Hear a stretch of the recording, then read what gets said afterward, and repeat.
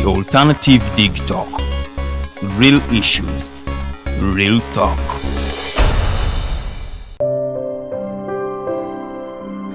Hey Ugandans, I'm Lieutenant Colonel Dewa Kiki, the Deputy Defense Spokesperson and actually the Deputy Spokesperson for the Uganda People's Defense Forces. I was hosted on Alternative Dig Talk. I encourage all Ugandans that this is the way to go. Always watch, participate, give your views and ask questions on Alternative Dig Talk. Dig Talk, the way to go.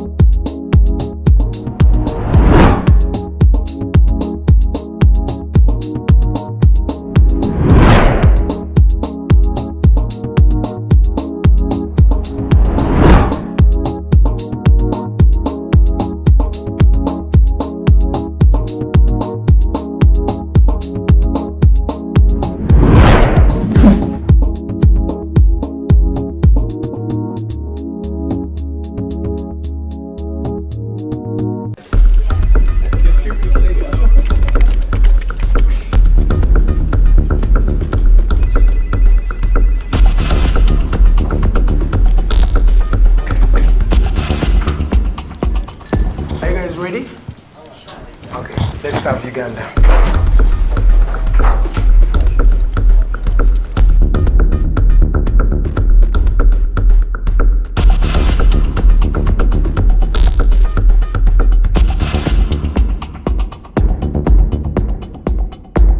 As promised, we deliver.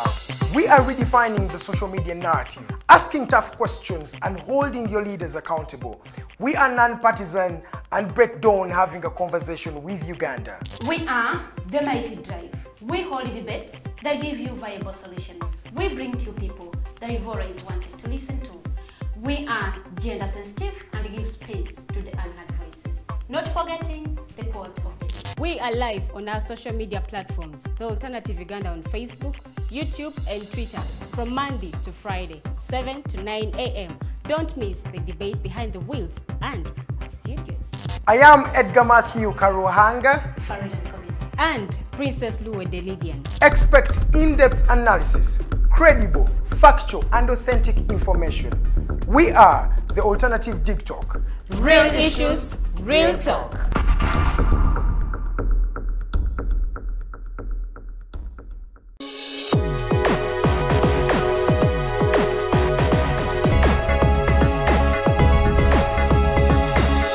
The Alternative Dig Talk.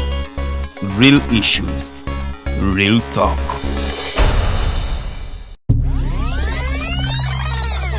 Uganda is born again.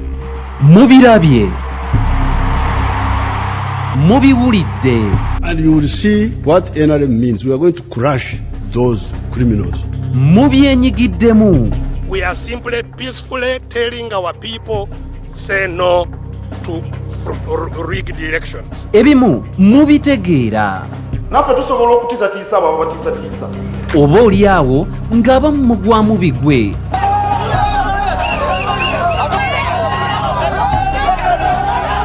Byabaffe byava ku ki? Era kyova olaba baatukolera ne constitution esinga obusiru mu nsi yonna. Bino n'ebirala birindirire buli lwa Sande okuva ku ssaawa 11 okutuuka ku ssaawa 1 ey'akawungeezi. Lunaku lwa Sunday babuzaako mwenna abali mu Gandalo mukulikeeyo nnyo abayiseeko mu masinzizo okugenda okutendereza omutonzi nammwe mwenna ate abasobodde okutendereza omutonzi mu nzikiriza zammwe ez'enjawulo. Nze Omumbejja Luwede Lilian program eriiso ly'omukulu twagobye edda bumale okulaba nga ate twongera okusensula ensonga oba okwongera okumanya ku bulamu bwa Honorable Yona Kanyomozi. Munnange ate tuzze tumulaba nga tunyonnyola obulamu bwe bwali butya. Yaliko minisita mu gavumenti ya Dr. Paul Milton Obote n'ebirala bingi nnyo ate bye yakola. Tukyagenda maaso n'okuba nga ate tuwulira emboozi ye era ne ku mulundi guno agenda kuba nga atubuulira. Bwe twakoma luli agenda kuba nga ate atubuuliramu katono nnyo oba oliawo gwe atweyunzeko olwaleero osobole okumanya biki bye wasuwa ku Sunday eyaggwa. Ngenda kuba nga ate mwaniriza asooka alamuse kuba tulaba tutandikirawo bwennyini n'okuba nga ate twogerezeganya. Nyina ekifaananyi kye naguddeko bwe nabadde mpita ayita eyo ng'asinkanye omwami Fidel Castro. Agenda kuba nga atubuulira yamusinkana ku nsonga ki, yali agenda kukola ki, gyali mirimu mitongole oba ate ye yali amwaniriza okuba nga bawayamu wano kino kimu bibiri.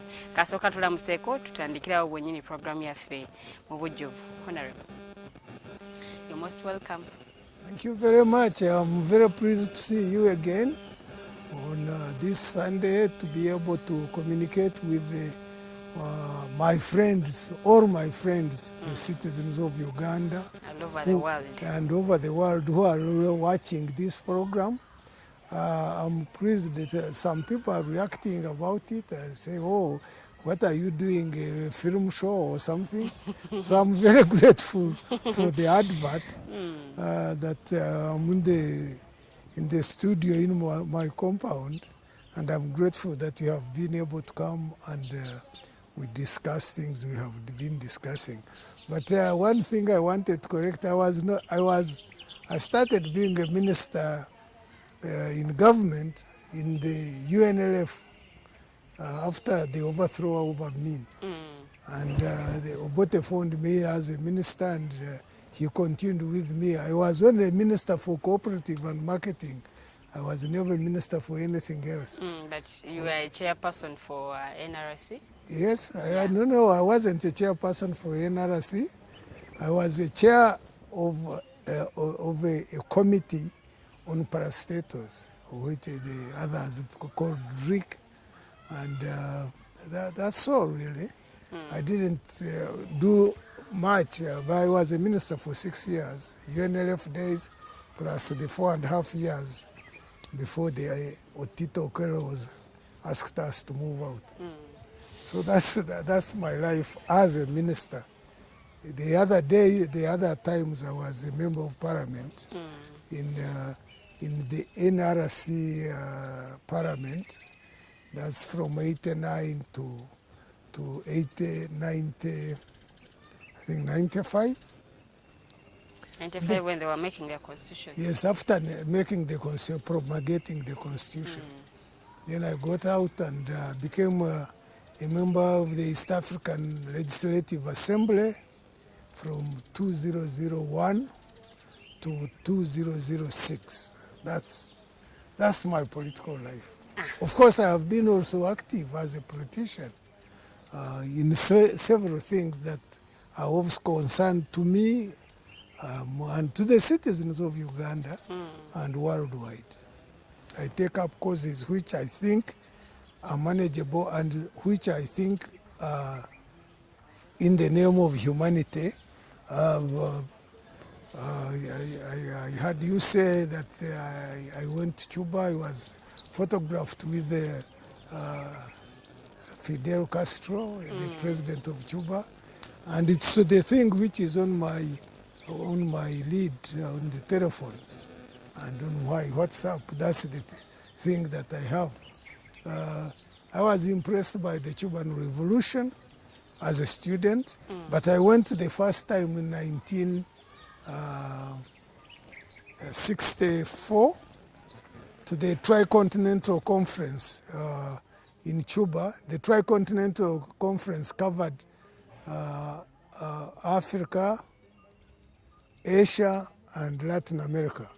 All the people who were concerned with humanity's problems. So at that time I was a second-year student at the London School of Economics, and I know the problem I had of getting there because Cuba was at loggerheads with the United States, that to go there you had to do the globe trotting. So yes, I had to go to Moscow, then go down what they call Great Circles movement or voyage. And I arrived in Havana. In coming back, I also designed how I would go back so that This is not shown on my passport at a later stage. At that time, the conference, the Tricontinental Conference, joined all the leading groups and governments which were anti-fascism and anti-imperialism. Yes. Indeed, it was a good experience Yes. for you. Then later I went back as a minister of government during Obote's regime, and later I went back as a member of an association of third world economists. So the picture which you see, I think, was taken when I was already minister, and I had to discuss some things with Fidel Castro in Havana. Okay. And I was impressed by Cuba. Well, the only thing, my problem with first of all, it is a country which survived despite the opposition from the United States. Secondly, it made an impressive record the Cubans did for their education, for their health, and up to now, even Uganda has called Cubans to help in the start of the university mast, the Mbarara University, especially in the medical services. The Cuba has been was in the forefront of liberation wars here in Africa and elsewhere in Latin America. So that impressed me. Secondly, Cuba impressed me because of the way they have developed despite the embargo by United States. The education, the literacy rate is nearly the highest in the world. The medical services are very good, extremely good. And they survived, and they had reduced discrimination. You know, in those areas, people of color, as they call them, the brown people like you and me, normally discriminated. But in Cuba, that discrimination after the revolution was gone. In fact, Armida, who was the second in charge of the army with Castro's brother Raúl, was an Afro-Cuban. So you can see the essence of Cuba. The only criticism I had about Castro was that he overstayed. People should not overstay in power because there are other people who have the same knowledge, nearly the same knowledge, and who can move things. And when he stepped down, his brother carried on marvelously well. And even now, they are trying to survive very well. So the overstaying, I think, is not good for any country. What do you think leads to these leaders to overstay in power? The problem is that they tend to think they are the only ones in the world who know things better. And it's not true. You are an individual. The world has so many people. You are not. Even Jesus Christ didn't stay longer. He only lasted 3 years after 33. At 33, he was gone. But he has made an impact on the world that you cannot forget him. So it's not. It's what you do. And if you want to do something and you do it well, it will always be remembered. It will be your legacy and continue with the things. And let others also come and contribute and maybe improve. They can even improve on what you have done very well. That's my belief. And it's a belief I hold very strongly. Okay, Honorable. Even in Parliament, I was thinking that after I think I said it earlier, that I don't see if a president stays 10 years. For more than 2 terms. Yes, after 2 terms, he goes, another one comes. Even the ministers, may be up to 20, cumulatively. If you stay as a minister for 20 or 15 years, you go out and leave the others. The members of parliament, as I said, I disagree with the historical memory that you have a historical memory. People know who you are and what you have done. After maybe 30 years in parliament, if you overstay, you should also move. You can contribute to the nation. Yes, that's a lot. 6 terms you are in the same place. Let others also come in. I don't think, well, I have been cumulatively in parliament for about 15, 16 years. If you put in the East African Legislative Assembly, if I stayed for 20 years, I think that would be enough. What impact does overstaying power cause? It makes you... The positive and negative impact. I think mostly negative if you overstay. The positive part is when you do things and people can see them. You have done this, you have done this, you have done this, and at the policy level you have improved. It's mostly improving the welfare of the population you are looking after is the most important thing, not yourself. If you grow the economy, you grow the nation. I mean, let me use an example. I know you will say it's a UPC propaganda. When Obote came in the first administration, he built, I think, about 35 schools, 22 hospitals. They started the tarmac roads in less than 8 years. I heard that this UPE started in... It was in the manifesto of the UPC. In the last manifesto of the UPC. And in any case, it was the World Bank was also emphasizing it.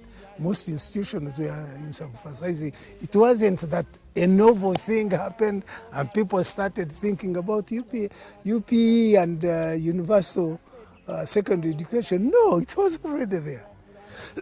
Excuse me. It was an idea which people should have pushed. Once they have pushed it and it has an impact, you rest your efforts and give somebody maybe to come with something about even the insurance, which we have been talking about, was in the vogue by the time we were in the second Obote government. So let's not think that we have a monopoly of knowledge and a monopoly of doing things. No. Actually, for some people, they want their sons or daughters to succeed them. Yeah, which is wrong, because we have a saying in Runyankore Ruchiga that Enchwera, you know, the python, the big snake, that it produces another one which eats rats. Enchwereza rechid gambebo. So which it is degrading. That Enchwera, which is thing, can produce a thing which only aims at rats. So there is those of us, I'm sorry, who are either Republican minded, tend to feel that because you are a son of your mother and father, you own and everything you produce, people cannot be similar to their fathers, even in performance. Yeah. Even if your brothers and sisters. Yeah, even if your brother, even if you're twins. And what do they call them? Similar twins or what? Identical twins. They are different. Yeah. That's how nature does things. Yeah. Honorable Ndoza tumuwulidde bulungi nnyo, akubuulidde atuwaddeko katone nnyo ku ebyo bye twasobola okwogerako omulundi ogwaggwa, era nga we twakoma kwe kuba nti yali ayingidde Parliament ya East Africa, awo tugenda okuba nga ate tutandikira naye ate n'atubuulirako ku nsinkano ye ne President Fidel Castro, era nga munange ebindowooza byonna ate obiwulidde, nannyonnyola n'ebirala ate abyowulidde. Tugenda kuba tuddawo wali wennyini we twakoma ku mulundi guli nga Honorable agenze mu East African Legislative Assembly, awo tugenda okuba nga tutandikira tubuulire kyali kitya, olugendo olwo lwali lutya, waliwo ate byenyumiriza mu kuba nti yaliko omubaka wa Yala, bera tugenda kuba nga ate tubyogerako tulakkalira, ate munnange osobola okubeera nga owulira bulungi nnyo emboozi ya Honorable. So Honorable,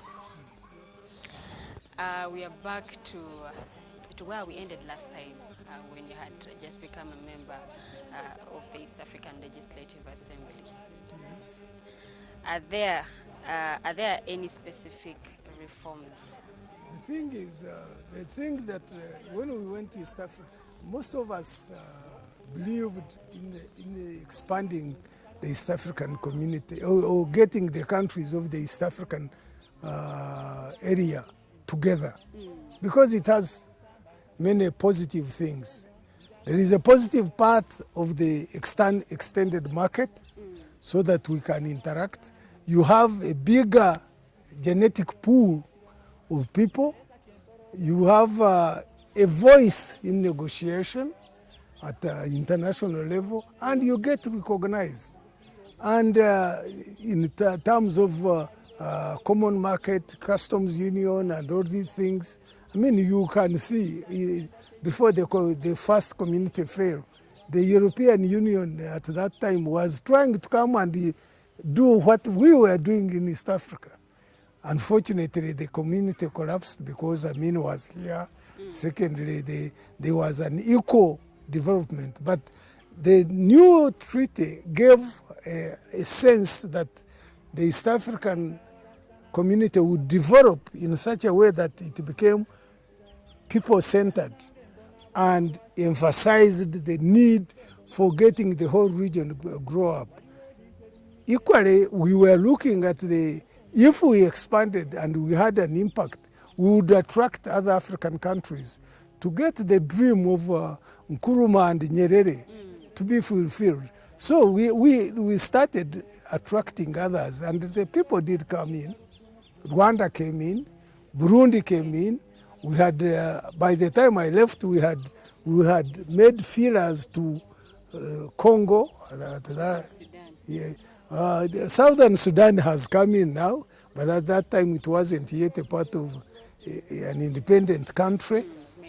Yes, and yes, yeah. So the bigger, the better. The impact of the European Union, for example, in world affairs is recognized. The small countries, for us in the third world to negotiate effectively, these people would like us to be scattered and negotiate with us they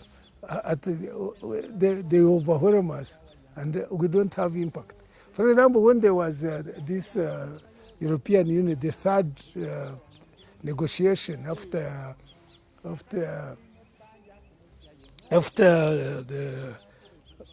the talk, I have forgotten the thing, but the IPA arrangement, the economic program that people wanted, instead of us going and negotiating as East Africa, they want to approach us as Uganda, as Kenya, as Tanzania, as Rwanda, and yes, the individually. But that one won't give us what we really want.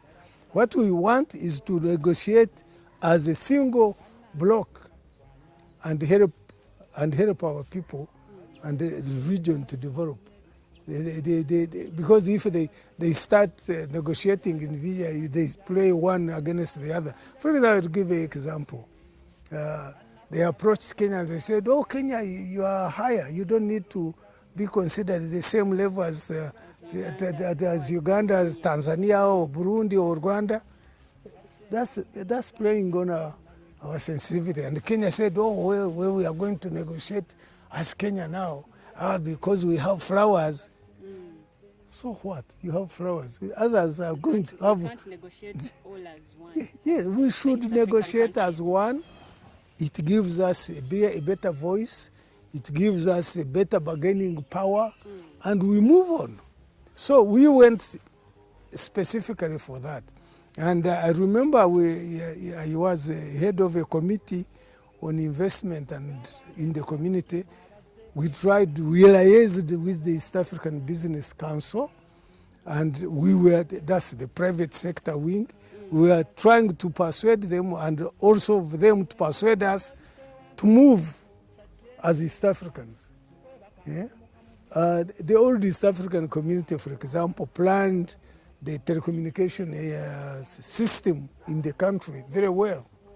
Yeah? It's spread out very well. You knew where the weaknesses are, and you develop the things equally. Besides the common market, then of course people say, oh, why do you are putting us in this? It's going to bring expenditure. No, the expenditure is covered. The only thing which we had suggested at the time I was there from my committee to the Council of Ministers was that the payment of contributions to the East African community should be based on the customs correction by member countries. It is fair. If you are doing trade, what you get, you give a certain, you agree on a percentage, and it helps to finance the bigger unit, the East African community. Instead of waiting for the national governments to contribute money in their annual budget, and that's why at times some of them don't, because they look at the local demands and they don't pay. But if they did that, West Africa, ECOWAS has done that one, it helps. It moves things faster. I don't know why it has taken us too long to realize that.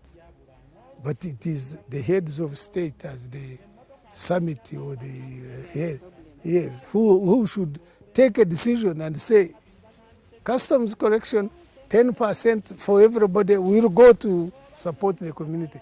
Now we have got to look for other people to support us, or we looked for Germany, look for this one. Yes, for funds to help the services that we ourselves. Yeah. So, Honorable, you talked about the East African community. Yes. Is it still relevant? I remember a few months back there were issues between Uganda and Kenya when it came to maize, to exporting maize. Yes. Kenyans were like, "Oh, we don't want maize from Uganda." Yeah. Yeah, it's the quality is not good. Yes. So, is the East African community relevant? The East African community is very relevant because the problems which we face as nations can only be solved if we look at them in the global manner that I have already talked about.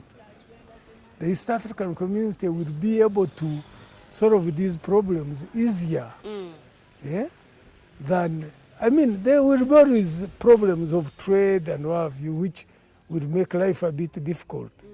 But it is not the thing that should really take us down. People are quarreling about milk, for example. Yeah, Uganda milk can't go. Now, if it goes, it will spoil the Kenyan. No. Now, and if you do that, in the end, everything will be insular. You will look from inside and not move. And it isn't going to help at all. So what you need is to solve the problems. Now, after they had said that, what happened was a terrible thing. There was, for example, Lato Milk. Not that Lato is a local company. It is local in as far as the Kenyans refused Lato Milk. And we ended up selling that milk to where? To Zambia. You can imagine. While we should actually be selling that milk to Kenya. Kenya has other things that sell to us. And we import more things from Uganda, from Kenya, than we export to them. So the quarrels that we see every day in the papers are not I remember there was another one between Uganda and South Sudan, where they stopped traders from Uganda, or even trucks from Uganda to cross the border to South Sudan. No, they were even deaths. People died. But we didn't see the East African community come out to condemn such acts. The problem is that if you are going to condemn such acts, it's at the head of state level. You can't just take off and condemn them. It won't work. Because if you condemn them, people react too quickly. But what should be done is quite diplomacy, as they say, so as to solve problems of that nature. Don't just start shouting. Because if you shout, the other person will also shout. And you won't get very far. Okay. Yes. Yeah, so Honorable, are there any specific recommendations for the betterment of the East African community objectives? Yes. One is to accept what we have, the laws we have put in place. Customs union should work. Second, on the customs union, you have uniform customs charges for the whole entire region. Two, use the customs correction of a percentage to finance the activities of the community. Two, we have said common market, which means the goods and services from each individual country can flow in all the countries of the community. That should also be a plus. And that means the movement of persons is also included. You can work in Kenya, the Kenyans can work in Uganda. That there are limits. You can put on limits of where you don't want all the sweepers. I mean, if we allow the Chinese to come and sweep the roads, and we refuse the Kenyans, is that rational? Is that helpful? We are all Africans. Not only we are neighbors. We are each other's brother. Can you go and establish a shop in China or India now? Or in Britain, maybe you can. But there you can't easily. Or if you do it. I mean, the West Africans have tried to do it. But here they're the ones, they're the contractors when it comes to exactly. roads. So what I'm saying is that common market was to allow easy flow of goods and services and persons. If that can be done, and the professionals, you may have inadequacy here and have adequate in the other place. That should be able to help to move resources, to apply what we call economies of scale. You produce something for a bigger market very easily. The thirdly was to go to third stage, which is what? Monetary union. You have a uniform economic policies which allow you then to have a single currency, like the Europeans have. They have the euro. So you plan it in such a way that you have got to look at your monetary and fiscal policy so that there is a bit of uniformity. You can still get problems as the Europeans were getting in Italy and in Greece, but you can overcome those things. You can induce people to do good planning, not have excessive expenditure on things which are unnecessary, and have a uniform so that the exchange rate between that shilling, or whatever name we give it, applies to the whole thing. And we don't need to degrade our currencies or devalue our currencies in order to keep ourselves in the market. The bigger the market, the more support the currencies have, and the more movements of goods and services and other things will. So the monetary union, we haven't moved very far. That is the third stage, which should by now have been done. The fourth stage is federation. If we have the same government, a government on top for all of us, it may ease the problem. I always use an example. Problems which were in Rwanda and Burundi were similar to the problems which were in Angola, actually. the different ethnic differences between the peoples in those regions. But in Uganda, in Uganda, the Banyankore didn't blow up as they did, the Banyarwanda did, or the Barundi did in their area. Because when you're in a bigger place, you try to see that you survive as a people. And Banyankore, generally, the people from Ankore, didn't explode, although the ethnic composition in Ankore was nearly the same as ethnic composition in Rwanda and Burundi. And equally in Karagwe. Karagwe didn't explode because they were part of a bigger unit. If we are a part of a bigger unit, the things fizzle away because you have to survive as a people, and you look at yourself, you now look at yourselves as Ugandans, or you look at yourselves as East Africans in the wider world. I'm an East African. Instead of saying, I am what? A Ugandan. I'm a Ugandan, I'm a Kenyan. Yeah, I'm a Kenyan. You become East Africans, and your voice, they will know if they hit you, Kenya will come, Uganda will come, Tanzania will come, Burundi will come. You see, you have a bigger defense.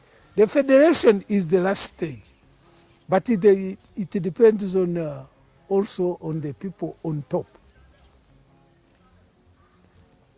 If people on top want, you have different political programs. Eh? For example, I use a simple example. In all the other partner states, in the major partner states, presidents stay in power for what? For 2 terms. Kenya, Tanzania. In Uganda, we stay in power for an indefinite period. I was a member of the fast tracking of the East African community for Uganda here. We went to a place in Ankole, which I want to mention. And we said we went in the stages.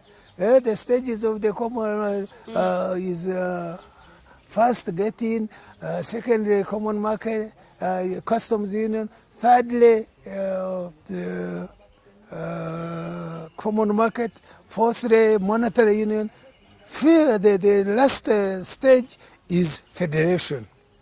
An old man of about 70 at that time stood up and said, Bana banje, because he will stay. Eh? He said, if ours goes there, we said we are now going to rotate the presidents. They will serve for 1 year, and then the other one. The man said, no, don't touch that one, because ours, if he goes there, he will never leave. And then they will start wars between ourselves. I thought that old man was more sensible than most of us who were. He had a point. He had a point. Because if you have got to move, you need to do that. So thirdly, on moving towards the federation, we need to have political ideologies which are similar in the political parties.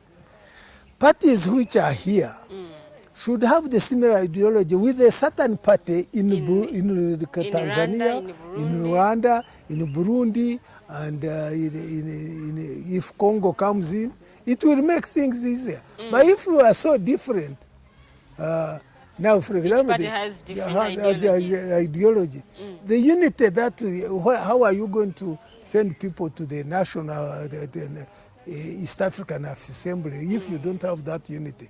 In Europe, for example, the socialists or the left-leaning parties group together, the right-wing parties group together, and the liberals or what, they group together in the European Parliament as we talk now. So if we have got to move to that fourth stage of the federation, that has got to be evened out. So the political beliefs, the political programs of the parties which are going to campaign for the East African community as a whole must have some similarity. If they don't, it will be very difficult to move. That is where for some people think that East Africa has taken long to integrate economically and politically. Yes, but it has taken too long. we should by now have moved. But we have even failed on the first stage. We are still quarreling on the customs union. We need the similar standards to the standards of goods and services and what have you. We haven't moved a stage on harmonizing professionals. We haven't moved very far on looking at how political parties are going to behave. We haven't moved very far on term limits for the people on top. Actually, if you look, Kenya has term limits. Tanzania has term limits, yes. But for Uganda, yes. And in Rwanda, I think they have 7 years. Here we have 5. 7. Yes. But here we have 5. 5. Actually, yes. Members, the MPs, yes. wanted to extend their... The MPs here wanted to have 7. They wanted to have 7. And they give the... They want to add 2. Yes. So you did those things need to be worked out so that things are in harmony and easy to follow for everybody in the region.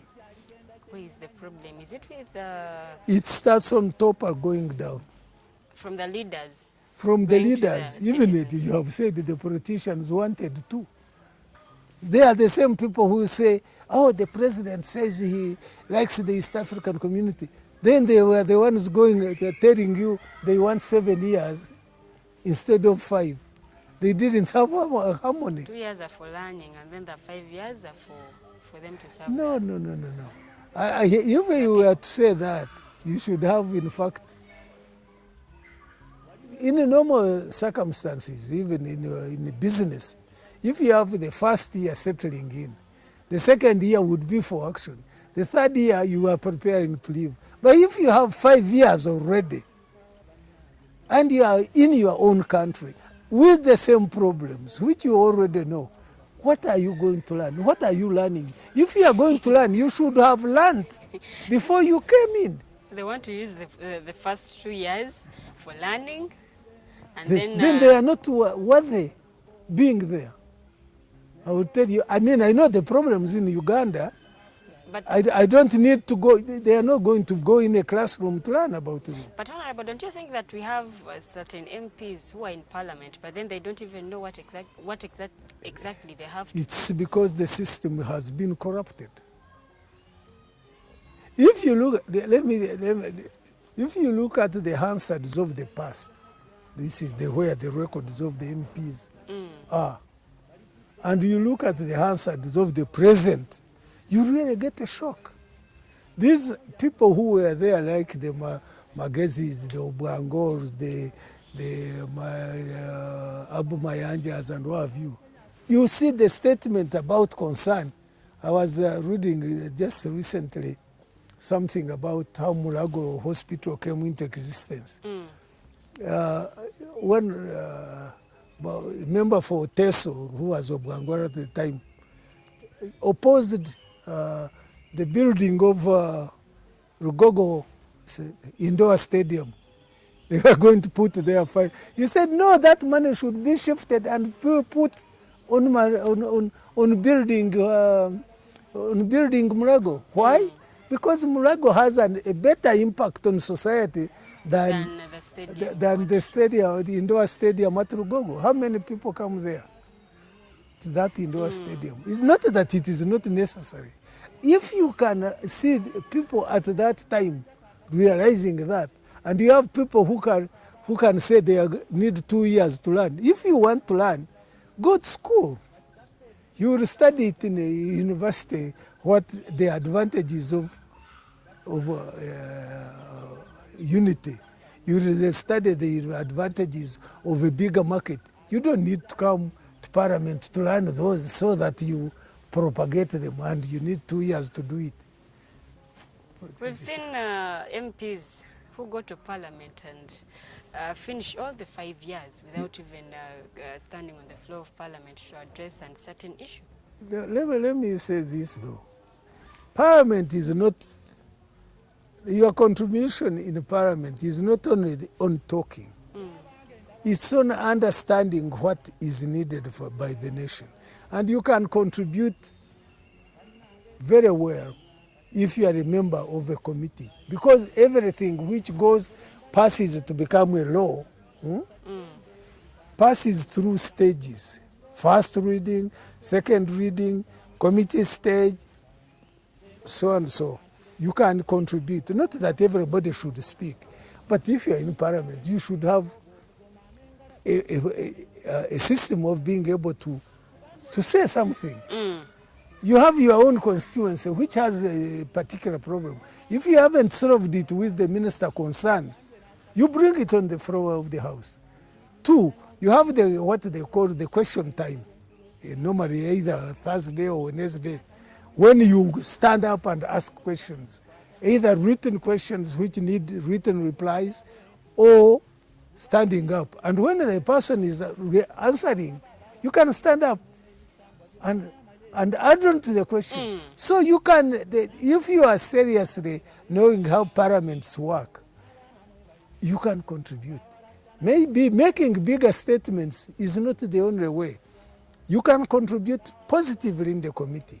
But if you are a parliamentarian worth your salt, you should be able to stand up. But then, in our situation now, we nearly have the same parliament as India with 1.3 billion people. Do we need that? It's a circus. Do we need 80 ministers in government? And over 500 and something MPs. 100 and over 400 MPs. Do we need that? Parliament, there are 529 MPs. Yes. Do we need those? Do we need 120 advisors? Do we need all those? When you have a government which looks at the needs of the nation, such things are not needed. You have professionals. We are going to develop society programs, and there are things which will develop outside the parliament. Instead of concentrating that the parliament is going to do things, social programs are at times developed from outside parliament, and they can be implemented. Honorable, as a member of the East African Legislative Assembly, what are those things that you're proud of? What I'm proud of? When you were part of the charter. First, I pushed for the customs union, and it went through under my committee. Second, I pushed for uniformity in the standards, and it went through. Third, I was in the stage of pushing for from my committee, now I'm told, that I'm proud of. I was pushing for the common market. It was halfway there. Fourth, we worked very hard to bring in the other people, our neighbors. And 2 came. That is during the time I was there. They came, although after I had left. Fourth, we went to camp, my committee went to the European Union, to Brussels, to bargain that we should negotiate with them, not as countries, but as a single East African community.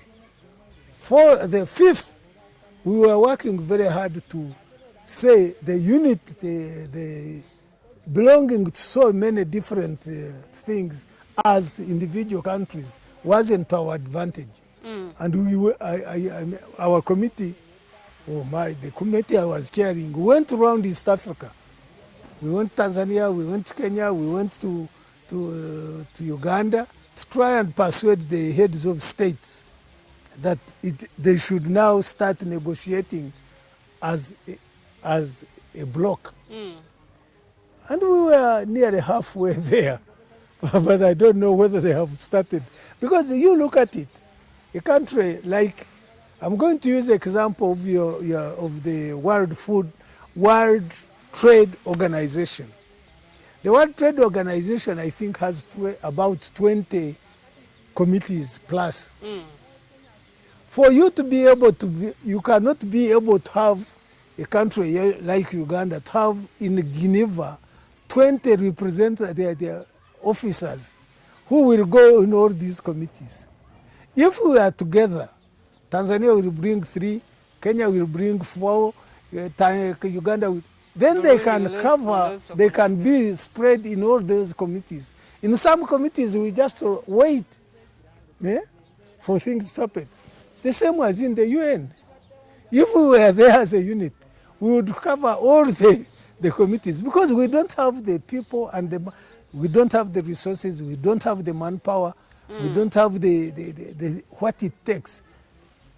If you say a delegation accompanying the United States government, they come about 500 of them. Can we afford to send 500 to this thing which was in Glasgow recently? We can't. But if we are all together and we have one single unit, a delegation, we'll do it. Do you see? So when we went to the European Union, that's what we were trying to negotiate. And the delay in implementing IPA was because we had persuaded some of the nations to go slow so that we negotiate as a unit. And also, I think we were in in the customs, on the customs, you used to have one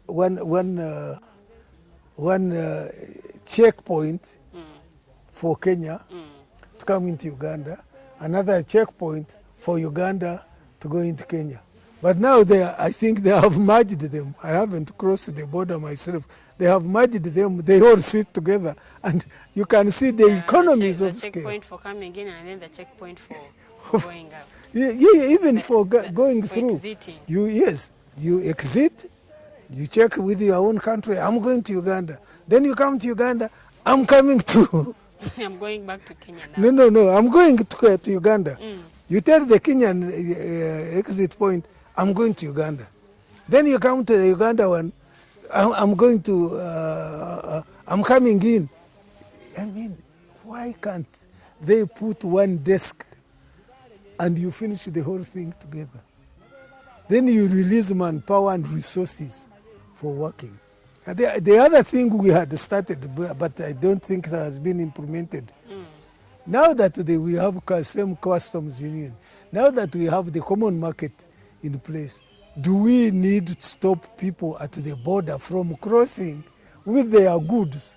You have a similar customs union.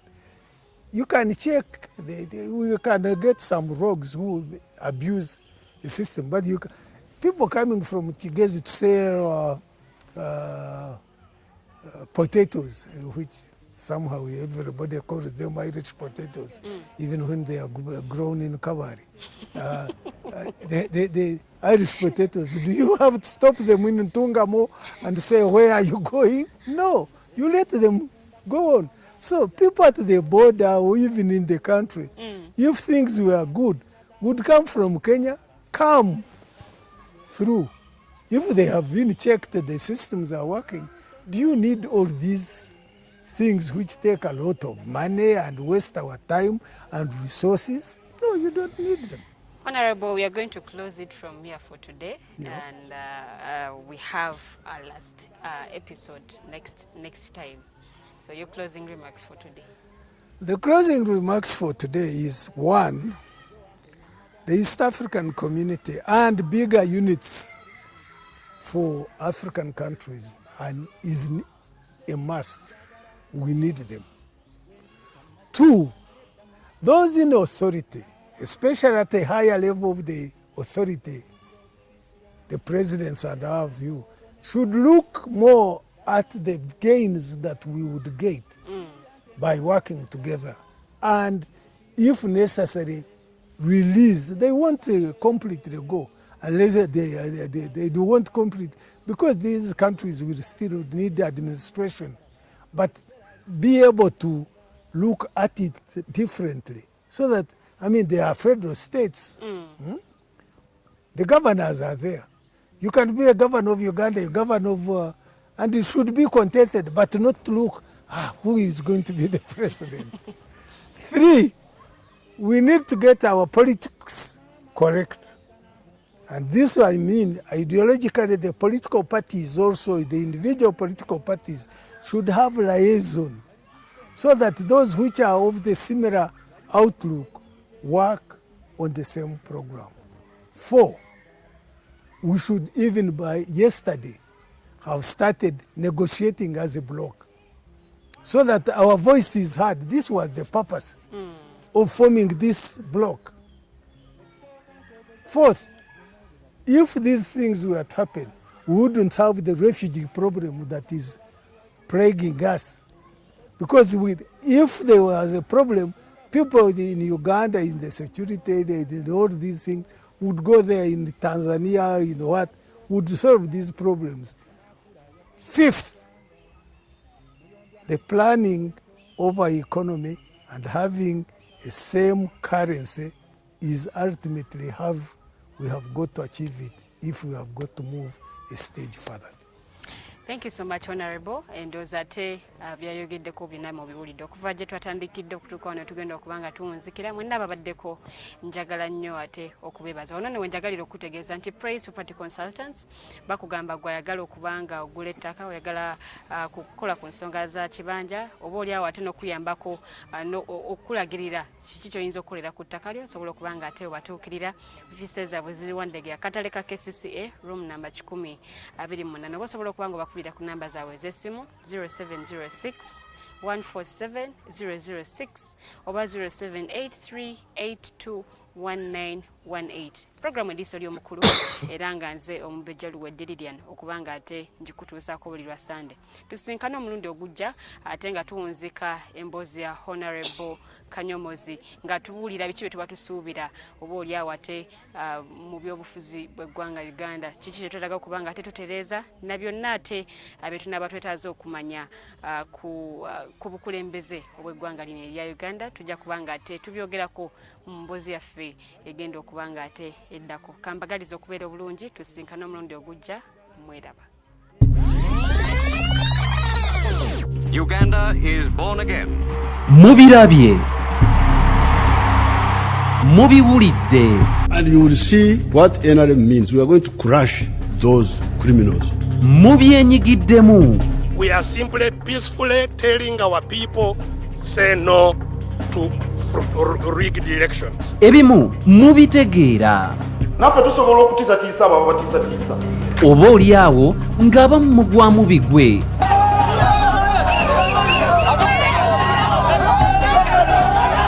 Byabaffe byava ku ki? Era kyova olaba baatukolera ne constitution esinga obusiru mu nsi yonna. Bino n'ebirala birindirire buli lwa Sande okuva ku ssaawa 11 okutuuka ku ssaawa 1 ey'akawungeezi.